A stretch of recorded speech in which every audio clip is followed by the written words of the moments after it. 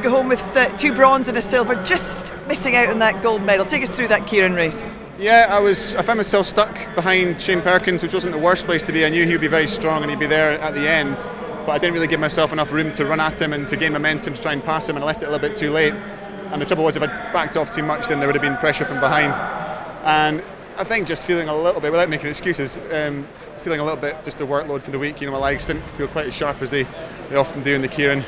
But to step up and get a silver medal at the World Championships, you know, it's a very unpredictable event, and to show the consistency, you know, and to manage to get 3 medals this week, it's not bad. You know, it's nice that I'm still in thereabouts.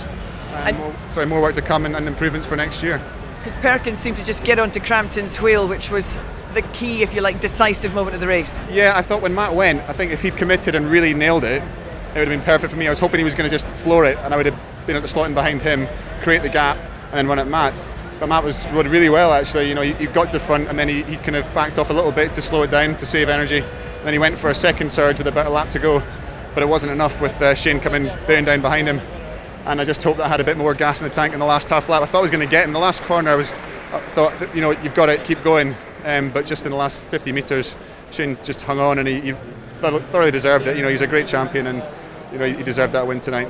So 2 bronze and a silver. Overall, a decent World Championships, but it certainly shows the hunger is still there. Yeah, absolutely. You know, there's always room for improvement.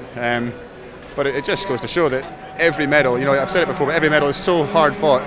You know, and I'm proud of the silver medal tonight. You know, it's still a good ride, but always looking for ways to improve, always looking for that extra 0.5%, and we'll go away and lick our wounds and get ourselves ready for next year. And you know, it'll be all guns blazing in London. I know that, and you know, no matter what happens in London, we're going to get everything out, and it will be, you know, our best ever performances in London. I know it's very soon after these World Championships, you won't have time to look at it and assess, but do you still think that you can bid for 3 medals, or do you think it's going to come to a decision to maybe concentrate on 1 or 2? Well, that decision might be taken away from me. You know, if Jason keeps beating me in the sprint, then he'll earn that spot outright. You know, it's not up to me to decide what I want to do. I have to earn the spots. But you know, let's say I was the top ranked Brit after the next year's World Championships. You'd have to sort of look at it, because the Olympic programme is slightly different. You don't have as many of the top riders. You've only got 1 rider per nation in there. So, you know, without counting your chickens, you could potentially get through to the semi-finals of the Olympic sprint without having to, you know, have really stretched yourself. So the workload might not be quite as bad at the Olympic Games. So it still means that there is a possibility I could ride 3 events. I still feel as if I back up well, you know, day after day. This is the 4th day in a row.